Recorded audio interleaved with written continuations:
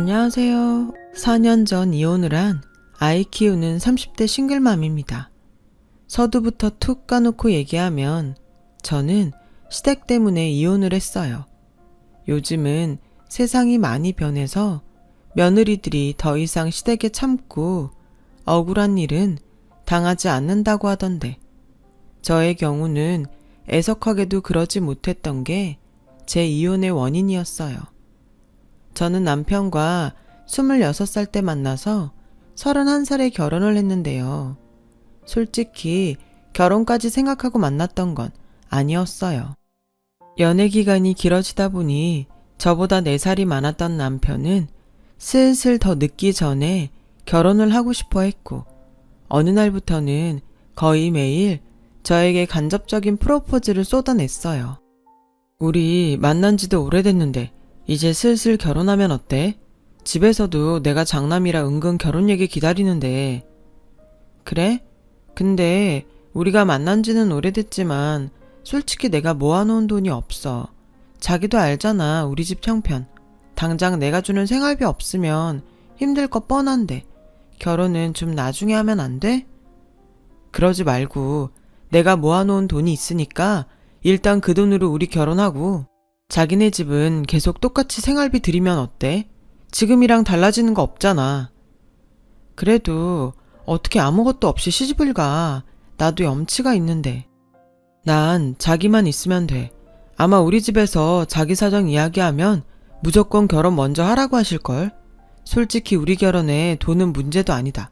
둘 다 없는 것도 아니고 내가 있고 우리 집이 있잖아. 당시 남자친구였던 남편은 중소기업이긴 했지만 전문직이라 월급이 제법 그 나이대에 비해 많았어요. 그리고 남편의 집도 S전자 대리점을 운영하고 계셨는데요. 대리점이 있던 건물이 남편의 아버지 것이라 남편의 말처럼 돈은 저에겐 큰 문제였지만 남편에겐 큰 문제거리가 되지 않았죠. 연애하는 내내 남편의 그런 경제적인 여유가 부럽지 않았다면 거짓말이고 이렇게 결혼 얘기를 하면서 돈은 문제도 아니라고 하니 은근히 자존심도 상했어요. 하지만 한편으로는 어쩌면 나도 이번 기회에 돈 걱정하지 않고 살 수 있지 않을까 하는 생각이 들어 흔들렸고 계속되는 남편의 프로포즈에 점점 마음이 기울어지기 시작했어요.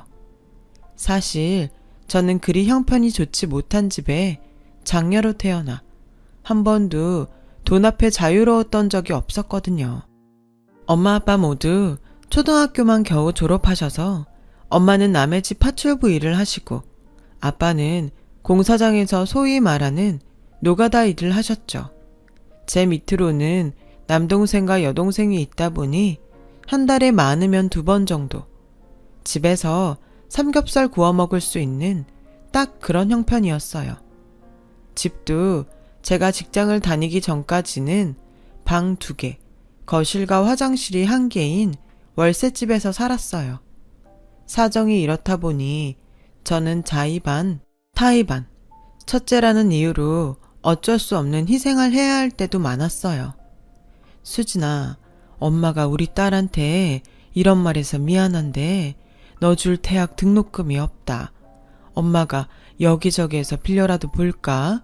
그렇게도 생각했는데 네 밑으로 동생들도 있고 빌린 돈도 이자가 붙을 테니 어려울 것 같아. 정말 미안해. 엄마는 제가 한참 고3으로 수능을 준비하던 어느 날 그렇게 말씀하셨어요. 내심 집에서 대학을 포기하라는 말이 나오지 않을까 하는 불안은 있었지만 이게 정말 현실로 다가오니까 엄마 마음을 모르는 건 아닌데도 서러워서 눈물이 쏟아졌던 기억이 지금도 생생해요. 그래서 저는 엄마한테 대학은 내가 알아서 갈 테니 미안해하지 말라고 애써 어른스럽게 말을 했고 등록금 때문에 1년 재수를 하며 돈을 모아 엄마한테 말했듯 제 힘으로 대학에 들어갔어요. 대학 입학할 때는 정말 모든 것을 다 이룬 듯 기뻤는데 저는 또다시 그 등록금 때문에 대학을 다니는 동안에도 휴학과 복학을 반복하며 살았고, 제 손으로 매달 돈을 벌게 되었을 때도 제 가슴 속엔 언제나 돈은 애증의 존재였어요. 차마 돈을 버는데 집에 한 푼도 주지 않을 수도 없고, 여동생은 진작에 공부에는 뜻이 없다며 자기 하고 싶은 일을 찾아 하는데, 남동생은 공부를 제법 잘해서 또 그걸 외면할 수는 없더라고요. 그래도 제가 큰 누나잖아요. 그래서 남동생이 군 제대 후 복학할 즈음엔 아빠의 경제적 능력이 더 없어져서 남동생이 대학을 그만둘까 고민하는 것을 알게 되었습니다. 남동생에게 제가 학비를 댈 테니 학교를 그만두지 말라고 말했어요. 물론 중간에 힘이 들어 남동생 이름으로 학자금 대출을 받긴 했지만 약속대로 그 대출금 상환은 제가 다 해결했어요. 그리고 남동생이 대학을 졸업할 즈음 저는 우연한 계기로 남편을 만나게 되었죠. 서로 마음이 통해 사귀게 되면서 지금의 결혼까지 흘러왔던 거였어요. 남편과 5년의 연애를 하는 동안 20대는 다 지나갔고, 연애가 길어지다 보니 제 주변에서는 당연히 남편과 제가 결혼할 거라고 생각하는 눈치였는데, 그거 아세요? 연애하는 사이에도 서열이 있다는 거. 물론 누가 정하거나 그런 건 아니지만 주머니 사정이 넉넉하지 않았던 저는 은근 남편에게 끌려다니는 연애를 했어요. 그런데 이 상태로 결혼을 하면 부부가 되어서도 제가 심적으로 끌려다닐 것 같은 생각이 들어서 남편이 결혼하자는 말에 돈도 돈이지만 그런 이유에서도 답을 하지 못했었죠. 하지만 한 달 뒤 저에겐 한순간에 마음을 바꿔놓게 된 계기가 생겼어요. 남편이 자기 집에 그냥 인사만 와서 밥만 먹고 가라는 말에서 시작되었죠. 그것도 솔직히 내키지 않았는데, 그것마저 거절하면 남편과 헤어져야 할 것 같아 무거운 마음으로 남편의 집에 가게 된 거예요. 어서 와요. 이제야 드디어 얼굴을 보네. 초면이지만 내가 어른이니까 말 놓으마. 동준이한테 얘기는 다 들었어. 수진이라고 했나? 우린 수진이한테 크게 뭘 바라지는 않아. 혼순이 예단이니 다 필요 없으니까 그냥 몸만 와. 여보, 초면에 뭐가 그렇게 급해요? 어차피 이 말 하려고 불렀는데 뭘 뜸을 들여? 그래도 아직 밥도 안 먹었잖아요. 이제 먹으면 되지. 할 얘기가 있는데 답답해서 밥이 목구멍에 넘어가. 내가 못 살아. 미안해요, 초면에. 이 사람이 이렇게 성질이 급해요. 이해해요. 네, 괜찮습니다. 거봐, 괜찮다잖아. 그리고 이제 우리 집 며느리 될 사람인데 당신도 말 놔. 그래야 빨리 친해지지. 난 아까 말했듯 혼수 예물 다 필요 없다. 그냥 빨리 결혼해서 얼른 손주만 낳아. 그럼 돼. 내가 신혼집은 미리 준비해 뒀으니까 말 나온 김에 빨리 밥 먹고 신혼집 보러 갈까? 어찌나 숨이 넘어가는지 예비 시어머니 말처럼 예비 시아버지는 성질이 급해도 보통 급한 게 아니었어요. 저는 밥이 어디로 넘어가는지 맛이 어떤지 모를 지경이었어요. 밥을 다 먹은 후에는 소화도 되기 전에 그대로 당신이 미리 장만해놨다는 30평대 신축 빌라로 저랑 남편을 데리고 가셨어요. 어떠냐? 아파트는 아니라 실망했는지 모르겠지만 동네도 괜찮고 평수도 넓으니 니들 애기 낳아도 이사 걱정 없이 편하게 살 수 있을 거다. 이 근처 어린이집이랑 초등학교도 가까이 있어. 그중에 가장 마음에 드는 게 우리 집이랑 걸어서 5분이라는 거. 자고로 가족은 자주 보고 서로 부딪히면서 살아야 정이 들거든. 속전속결.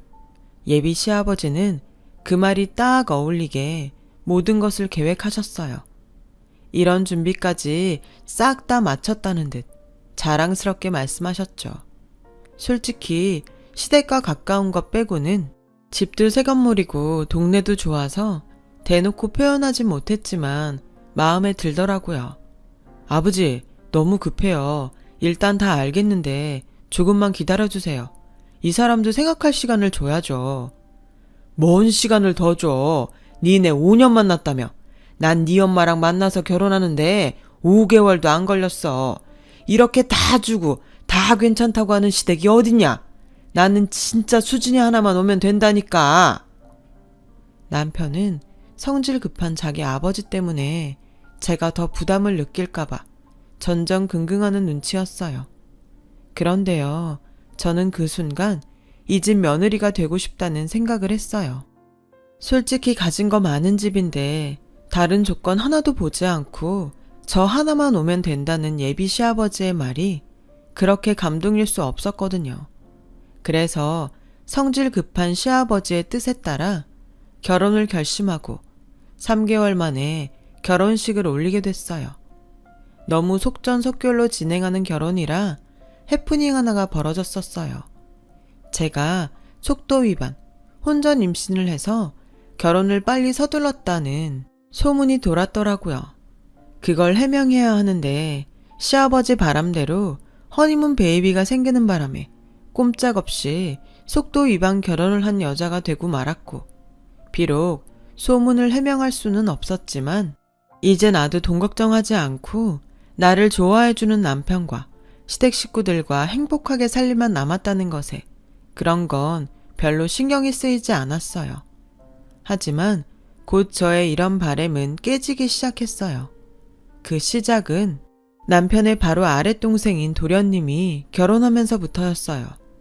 저희 동서가 될 여자의 직업이 의사라는 것과 동선의 집안이 의사 집안이라는 것이 저와 차이가 나도 한참 차이가 났거든요. 어머, 어서 와요. 대환영이에요. 우리 집에 의사 선생님 며느리가 생기다니. 실제로 보니 참하고 어디 빠지는 구석이 없구만. 글쎄, 옆에 박 사장이 내가 의사 며느리 본다고 하니까 배가 아파가지고 나랑 오늘 점심도 안 먹더라고요. 솔직히 집안에 의사는 한 명 있었으면 좋겠다고 생각했는데 그게 딱 우리 며느님시네. 당신도 그 생각했어요? 나도 솔직히 나이 먹고 병원 다닐 일이 많아지니까 그런 생각했었어요. 우리 이러지 말고 오늘은 나가서 밥 먹어요. 큰애야, 네가 알아서 좋은 식당에 자리 있는지 전화해봐라. 전화는 무슨, 전화할 시간에 얼른 가면 되지. 오늘은 내가 쏠 테니까 우리 의사 며느리 좋아하는 거 다 시켜 먹어. 아니에요. 제가 사드려야죠. 두 분 좋아하시는 걸로 제가 대접하겠습니다. 아니지. 그건 순서상 아니야. 일단은 내가 먼저 사고 그 뒤부터는 우리 며느님이 쭉 사는 걸로 하자고. 뭐해? 나서지 않고. 시부모님, 특히 시아버지가 얼마나 좋아하시는지. 먼저 시집온 저는 은근히 비교되는 기분이라 괜히 그 자리에 낀다는 것이 내키지 않았어요. 그래서 제가 먼저 남편에게 슬쩍 우린 빠질까? 그래야 서로 편하게 이야기 나누실 것 같은데 라고 말을 꺼냈고, 그 말을 또 언제 들으셨는지 시아버지는 얼굴에 화색을 띠며 그럴래? 안 그래도 이야기가 길어질 것 같고 했는데 잘 생각했다. 오늘은 니들 날이 아니니까 빠지고 다음에 먹자. 이러시는 거예요. 제가 알아서 가지 않으려고 했는데 빠지라고 하는 소리를 들으니까 어쩐지 마음이 좋지 않았어요.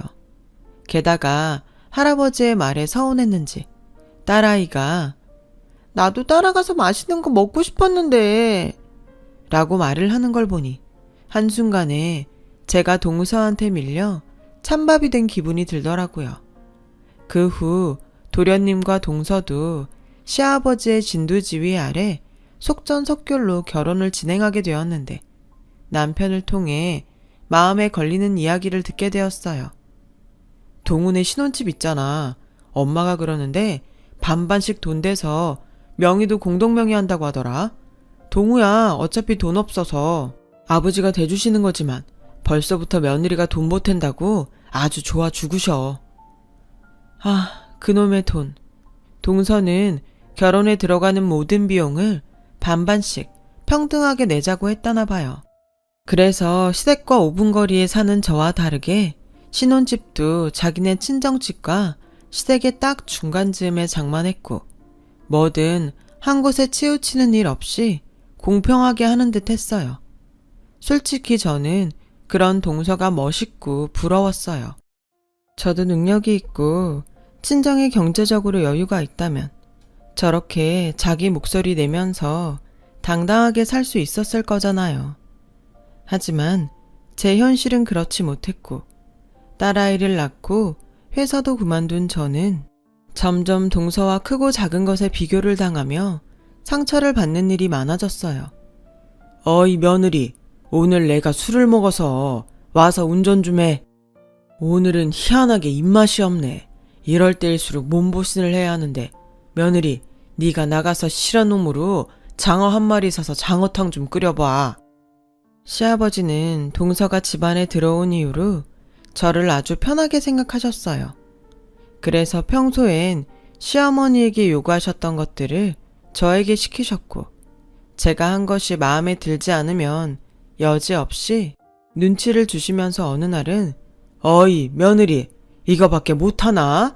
거참 너는 어째 점점 밉상짓만 하냐?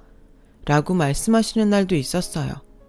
바라는 거 하나도 없고 그냥 저만 오면 된다고 하시던 시아버지였는데 이젠 잘난 며느리가 들어와서 더는 제가 필요 없다는 듯 시아버지는 행동도 말도 막 하시기 시작하셨어요. 급기야 그의 어버이날엔 기어코 사단이 나고 말았어요. 어머님 아버님 이거 어버이날 선물이요. 그리고 이건 용돈이고요. 어머 이게 다 뭐니? 우리 의사며느님 뭘 이렇게 신경을 다 썼냐? 어디 보자. 우리 의사며느님 배포는 얼마나 되나? 저는 순간 제가 받는 돈도 아닌데 얼마나 긴장했는지 몰라요. 이미 동서가 내민 선물 포장은 제가 아는 명품들이었고 그에 비해 저는 동네에서 파는 카네이션 꽃바구니와 봉투에 각각 20만 원씩 그것도 사실은 동서도 있고 해서 작년보다 더 넣은 거였거든요. 동서가 준비한 용돈이 차이가 나면 제 입장이 곤란했죠. 하지만 어째 불길한 예감은 빗나가지 않았어요. 이게 다 얼마야? 50씩 100만 원밖에 안 돼요. 사실 마음은 더 드리고 싶었는데 그 정도밖에 넣지 못했어요. 역시 의사며느님은 배포가 크다 커. 이 선물은 그 뭐냐 루이머시기 똥 아니냐? 네, 지난번에 보니까 아버님 변변한 지갑도 없으신 것 같아서 하나 샀어요. 어머님도 풀어보세요. 나까지? 어머, 이게 뭐야? 스카프네. 곱다. 촉감도 너무 좋고. 이것도 명품이지? 아이고, 이번 어버이날은 명품 풍년이네. 소박해요. 형님은 뭐 준비하셨어요? 설마 촌스럽게 카네이션 뭐 이런 거 아니죠? 순간 어찌나 얼굴이 화끈거리는지 쥐구멍이 있다면 당장이라도 숨고 싶은 심정이었어요. 그런데 그 순간 저 못지않게 표정이 난처해 보이는 남편의 얼굴이 보이더라고요. 제가 미안할 부분은 아니었는데 순간 저는 괜히 남편에게 미안하다는 생각이 들었어요. 그래서 저는 그 자리가 많이 불편했죠. 기어코 시아버지는 하지 말아야 할 말로 저에게 상처를 주셨어요. 어이, 첫째 며느리, 이거 보이냐? 네가 봐도 좋지. 명품이라서가 아니라 이 얼마나 실용적이냐. 난 어버이날이라고 저런 꽃 같은 거 하나도 필요 없다. 너도 앞으로는 네 동서를 본받아서 실용적으로 살아라. 꼭 없는 애들은 이렇게 표가 난다니까. 이래서 다들 며느리 잘 보려고 그렇게 노력을 하나 봐. 당신은 무슨 말을 또 그렇게 해요. 큰애야, 나는 꽃 좋아한다. 좋긴 개뿔. 저거 좀 있으면 금방 시들어. 쓰레기통에 돈 버리는 짓이랑 같은 거야, 이 사람이. 그리고 솔직히 당신도 저런 꽃 나부랭이보다는 그 스카프가 더 좋잖아. 사람이 솔직해야지. 그래야 얘도 내년에는 좀 신경을 쓰지 않겠어? 이렇게 좋은 줄 알았으면 동준이 놈도 좀 있는 집에 그것도 능력 좋은 여자랑 결혼하라고 하는 건데 그때는 내가 너무 순진했지. 어차피 등 떠밀어 결혼시켜봤자 아들도 못 낳고 지집애 하나 낳았잖아. 아무리 세물 따져도 손해야 손해. 여보, 말 좀. 내가 없는 말 했나? 어이, 거기 첫째 며느리, 내 말에 기분 나빴냐? 난 그래도 없는 소린 안 했다. 네가 몸뚱이만 딸랑 시집온 거 맞잖아. 너도 참 그렇다. 사람이 염치가 있어야지. 내가 다 필요 없다고 했지만 어떻게 정말로 몸뚱이만 시집 올 수가 있어. 니네 집도 그래. 딸 자식 시집 보내면서 뭐 하나 제대로 해준 게 없잖아. 너 니네 부모님이 친부모는 맞니? 참 생각할수록 이해가 안 간단 말이야. 저는 그 순간 수치심과 모멸감을 함께 느꼈어요. 그래서 당장이고 따져야 할 그 타이밍에 할 말을 잃었고 뭘 어디서부터 화를 내야 하나 머릿속이 복잡해 가더라고요. 오직 이 순간 남편이 저 대신 크게 화를 내줬으면 하는 생각밖에는 없었는데 남편은 그럴 생각이 없어 보이더라고요. 그래서 그 화살은 고스란히 그날 밤 남편을 향했습니다. 저희는 그날 저녁 언성을 높이며 부부싸움을 하게 되었어요. 또 뭐가 그렇게 불만이라서 얼굴이 그래? 말 시키지 마. 나 당신이랑 싸우기 싫어서 참는 중이니까. 참아? 어이가 없네. 그럼 뭐 내가 당신 무서워서 벌벌 떨기라도 해야 해? 뭐? 왜 참고 있는 사람한테 시비야? 참긴 뭘 참아. 아까부터 계속 얼굴에 똥 씹은 표정인 사람이 누군데? 왜? 꼴에 동서한테 밀려서 자존심 상했냐? 사실 아까 나도 진짜 쪽팔리더라. 명품이랑 카네이션이 비교가 되냐? 내가 알았어? 동서랑 나랑 상의라도 했음. 내가 카네이션이나 사들고 갔겠냐고. 당신이나 당신 아버지랑 진짜 사람 간사해. 그렇게 다 필요 없으니까 제발 결혼만 하자고 할 땐 언제고. 이제 와서 손해라고? 게다가 우리 부모님이 친부모가 맞냐고? 아무리 어른이지만 그게 할 소리야? 우리 아버지 성격 알잖아. 그리고 그 말을 내가 했어? 왜 나한테 화를 내는데? 그렇게 화났음 당신이 따지지. 그 자리에선 아무 말도 못했으면서 왜 나한테 그래? 솔직한 말로 우리 아버지가 없는 소리 하신 건 아니잖아. 뭐라고? 어쩜 아들이라고 자기 아버지랑 똑같은 말을 하니? 아무리 의사 며느리 보고 마음이 달라졌어도 사람이 그러면 안 되지. 사람 앞에 두고 무슨 경우야? 오바한다. 자격지심이냐? 재수 씨한테 열등감 있어? 어차피 비교도 안 되는데 혼자 그만 열래. 사람이 분수를 알아야지. 나 아니면 땡전 한 푼도 없으면서 큰 소리는. 막말로 자기 회사 그만두고 내 월급으로 처갓집에 매달 생활비 보태잖아. 그럼 오늘 같은 날 있어도 그냥 알아서 넘기고 그래라. 괜히 사람 피곤하게 하지 말고, 어? 저는 그때 이 인간을 어떻게든 해야 했어요. 말 한마디 한마디가 제 가슴에 콕콕 박히는데 어찌나 쓰리고 아픈지 저는 그 후 한순간도 시아버지의 말과 남편의 말을 잊을 수가 없었죠. 언젠가는 이 서름을 꼭 갚으리라 다짐하고 또 다짐했어요. 그래서 저는 그 후로 다시 돈을 벌기 위해 일자리를 알아봤고 남편은 퇴근 후 제가 써놓은 이력서를 발견하고는 코웃음을 치며 또 하지 말아야 할 소리를 해댔어요. 이게 뭐야? 이력서? 당신 취직하게?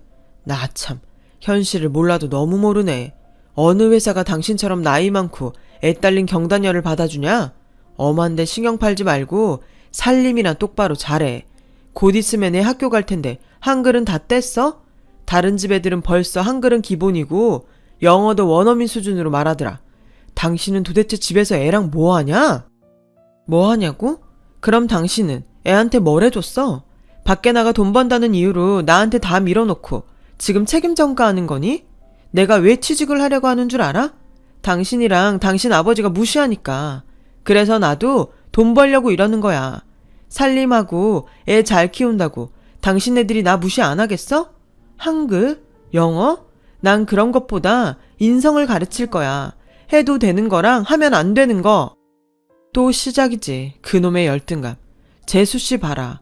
사람이 얼마나 여유있고 멋지냐? 동우 이번 생일에 지 와이프한테 명품 시계 받았대. 넌 나한테 그런 걸 사줄 능력이나 있어? 그래, 운 엄청 좋아서 취직했다고 치자. 네 월급이 얼마쯤 될 것 같니?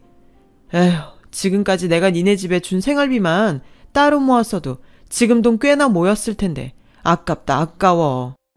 또 그 소리. 알았어. 내가 집에 얘기할 테니까 이번 달부터 우리 집에 돈 보내지 마. 솔직히 까놓고 내가 그래 달라고 했어? 당신이 애는 엄마가 키웠으면 좋겠다고, 생활비 자기가 보낸다고 나보고 회사 그만두라며. 누가 들으면 내가 당신이랑 당신의 집 돈 보고 결혼한 줄 알겠다. 이렇게 치사하게 굴 거였음 애당초 그런 소린 하지 말았어야지. 그럼 아니냐? 나랑 우리 집이 돈 좀 있으니까 시집 온 거 맞잖아. 사람이 없으면 솔직하기라도 하자. 나 솔직히 처가집에 돈 보내는 거 아깝고, 의사 와이프 있고 그런 의사 와이프한테 명품 선물 받는 동우 부럽다. 엄청 부러워. 그래? 그럼 난 뭐 다른 집 여자들 안 부럽겠니? 해도 될 소리가 있고 하면 안 되는 소리가 있는 거야. 왜? 지금이라도 이혼하고 동서 같은 여자랑 재혼해. 그럼 되겠네. 꼴의 큰 소리는.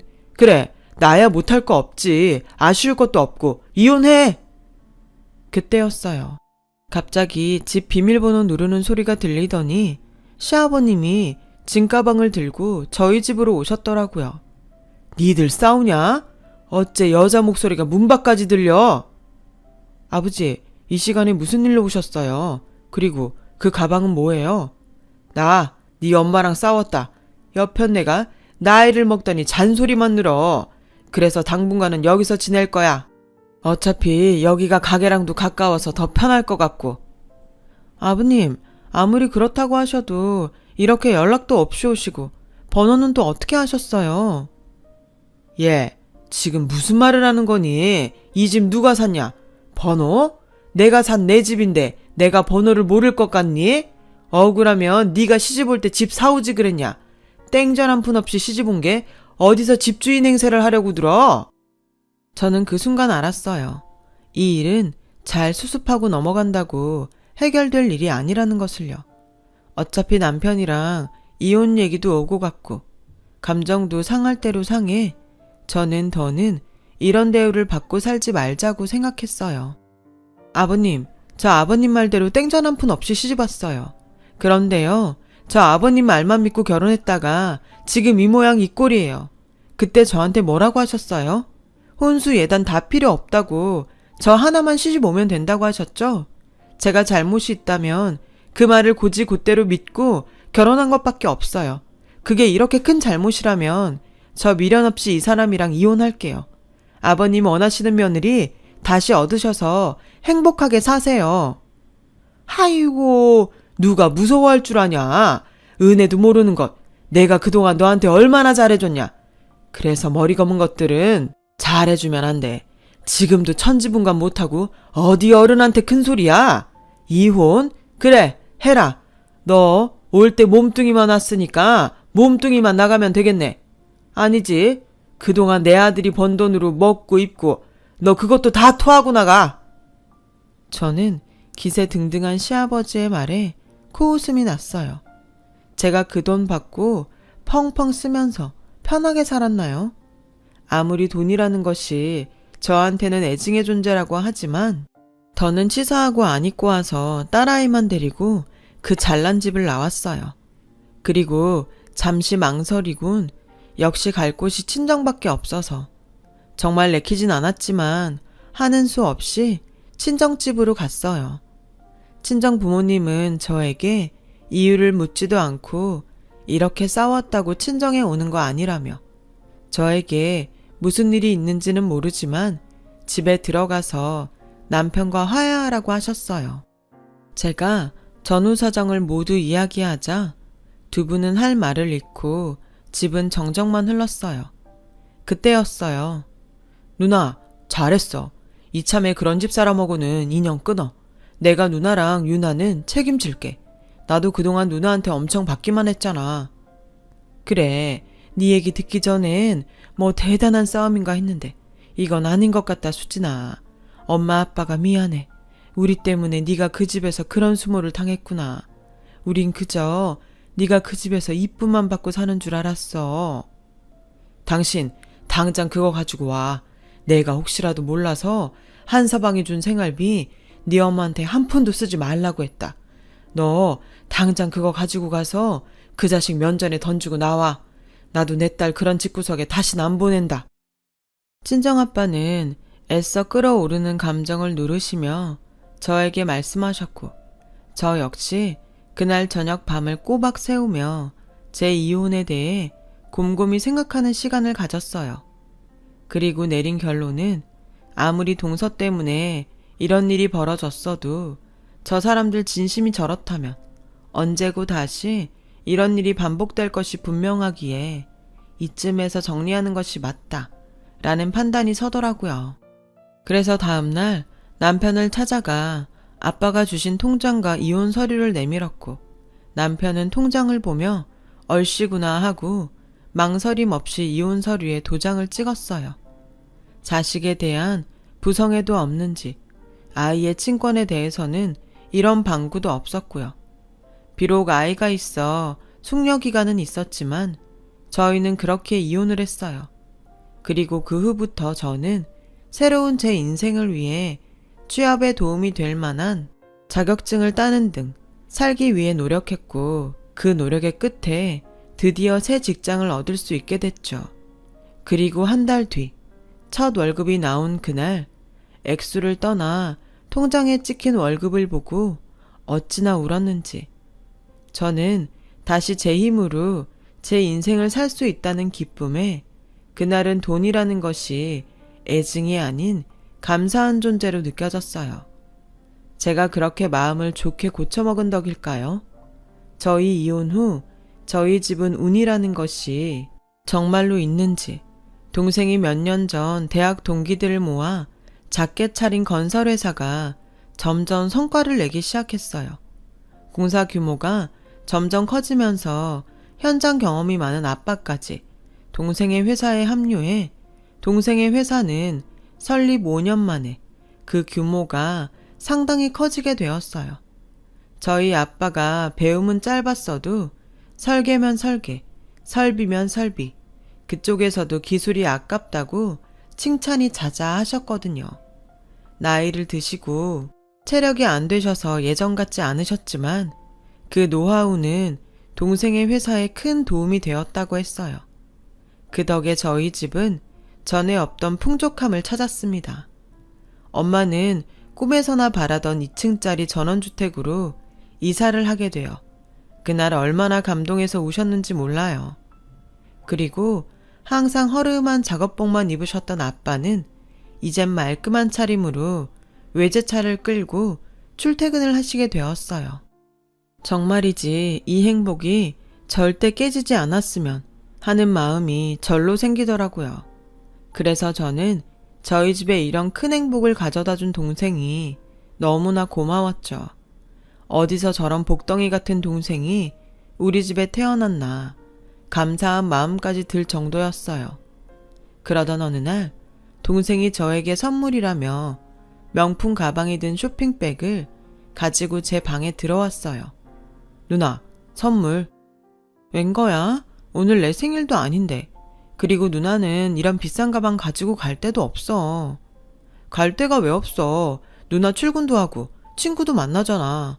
언젠가는 누나한테 이런 명품 가방 꼭 사주고 싶었어. 내가 누구 덕에 공부하고 여기까지 왔는데 누나는 내 인생의 은인이야. 무슨 우리가 남인가? 요즘 남보다 못한 형제가 얼마나 많은데 난 두고두고 누나한테 갚고 살 거야. 그래서 회사도 차린 거고 더 성공해서 매형 같은 쓰레기한테 누나가 복수할 수 있도록 엄청 행복하게 해줄 거야. 제가 낳은 아들도 아닌데 저는 그날 동생의 말이 너무 고마워 펑펑 울었어요. 솔직히 동생 학비 대면서 힘들 때면 내가 왜 내 학비도 아닌데 이런 일을 자처했나 후회하는 순간도 있었거든요. 하지만 동생은 그걸 평생의 은혜로 알고 이렇게나 보답해주니 오히려 제가 더 고맙고 미안했죠. 그래서 이 고마움을 다른 사람들한테 자랑이라도 하고 싶어서 메신저 프로필 사진에 동생이 준 가방을 들고 있는 사진을 찍어서 올렸어요. 그러자 며칠 후 그 사진은 뜻밖의 저에겐 복수의 기회를 가져다 주었어요. 다신 엮이고 싶지 않다고 생각한 전 남편이 연락을 해왔거든요. 잘 지내? 요즘 좋아 보인다. 무슨 일이야? 우리가 안부 묻고 그럴 사이는 아니잖아. 나 반성 많이 했어. 나한테 기회를 한 번 더 주면 안 돼? 우리 유나 장래를 생각해서라도. 이혼할 때는 생각도 하지 않던 애를 여기에 왜 갖다 붙여? 지금 우리 유나 당신이랑 살 때보다 훨씬 더 행복하거든? 그러지 말고 나 한 번만 용서해줘. 당신 친구한테 들었는데 요즘 당신네 집 잘 산다며? 처남 사업이 아주 잘 돼서 당신도 다시 일하고. 역시 사람 일은 모르나 봐. 그럼 그렇지. 당신 이제 와서 내가 좀 있는 것 같으니까 반성이니 뭐니 하면서 수작 부리니? 끊어. 나 일해야 해. 끊지 마. 저기 진짜 미안한데 우리 집이 지금 좀 많이 힘들거든. 아버지가 사기를 당하시는 바람에. 그래서 당신이 좀 도와주면 안 될까? 급한 불만 먼저 끌 수 있게 도와주면 내가 당신 시키는 거 다 할게. 나한테 돈을 빌려달라고? 그 돈 없다고 사람을 무시하더니 당신도 염치가 있어라. 끊어! 저는 그렇게 일방적으로 전화를 끊었어요. 그리고 또 다시 전화가 걸려올까봐 남편의 번호를 수신 차단했는데 이 인간이 어떻게 알았는지 퇴근하고 집에 가려고 하는데 회사 건물 밖에서 저를 기다리고 있더라고요. 그것도 정말 꿈에서도 보고 싶지 않은 자기 아버지랑 같이요. 자기야, 끝났어? 자기? 지금 어디다 대고 자기래? 나 당신 빌려줄 돈 없으니까 꺼져. 아가, 그러지 말고 예정을 생각해서 좀 도와줘라. 오죽하면 내가 여기까지 왔겠니? 저한테 왜 그러세요? 아저씨 좋아하시는 의사면허님 있잖아요. 거기에 가서 부탁하세요. 저한테 이러시지 마시고. 동우 이혼당했어. 우리 집 소식 듣고 제일 먼저 손절했다고. 우리가 부탁할 사람은 당신밖에 없어. 우리 건물 지금 다 경매로 넘어갈 판이야. 도와줘. 제발. 부탁하마 며느라. 내가 이렇게 사정하마. 시아버지는 다른 사람들 시선도 아랑곳하지 않고 저에게 매달리셨어요. 사람이 이렇게 돈 앞에 간사할 수가. 저는 곤란한 순간에 어찌해야 할까 고민스러웠는데 이 근처를 지나가는 김에 저를 데리고 집에 갈 생각을 하셨던 아빠의 눈에 이 광경이 딱 걸렸어요. 그 뒤 저희 아빠는 회사 앞에 당신 차를 세우시고 저를 향해 뛰어오셨는데 시아버지는 저희 아빠가 멀끔한 차림으로 그것도 외제차인 벤츠에서 내리는 것을 보고 당신 자신이 창피했는지 고개를 푹 숙이더라고요. 당신들 지금 내 딸한테 뭐 하는 짓이야? 우리 딸이 만만해? 내가 한번 뜨거운 맛을 보여줘? 사돈, 내가 오죽하면 이러겠습니까? 똑똑히 들어요. 사람은 뿌리는 대로 걷는 겁니다. 당신이 내 딸한테 뿌린 거 지금 이렇게 걷는 거예요. 더 비참한 꼴 보이지 마시고 돌아가세요. 지금은 좋은 말로 하지만 다음엔 결코 지금 같지는 않을 겁니다. 수진아, 얼른 가자. 저는 그 길로 아빠의 손을 잡고 아빠의 차를 탔어요. 그리고 차 안에서 본 남편과 시아버지의 모습은 제가 봐도 딱 거짓골처럼 보였는데 그 모습이 제가 본 그들이 마지막이었어요. 뭐 언젠가는 딸아이 때문에 또 볼 수도 있는 사람들이지만 저는 더 이상 그들에게 휩쓸릴 일은 없을 거라고 생각해요. 그리고 그 일을 겪고 다시금 깨달은 것이 있다면 사람은 언제 어떻게 될지 모르기에 내가 나이가 더 들어도 젊은 새랑 괄시하지 않고 언제나 최선을 다하며 겸손하게 살아야 한다는 것을 새삼 느끼게 되었어요. 인생을 초심의 마음으로 감사함과 고마움으로 살자고 제 자신과 약속했어요. 그리고 이 교훈은 제 아이한테도 고스란히 가르쳐 아이가 물질적인 행복이 아닌 마음으로 느낄 수 있는 행복한 삶을 살 수 있도록 엄마로서 좋은 본보기가 되려고 합니다. 지금까지 저의 긴 이야기 들어주셔서 감사해요. 들어주신 모든 분들 고맙다고 많이 이야기할 수 있는 매일이 되시길 바라겠습니다. 여러분, 사연 댓글에 응원과 현명한 조언 부탁드려요. 좋아요와 구독은 저에게 큰 힘이 됩니다. 오늘도 좋은 일 가득하세요.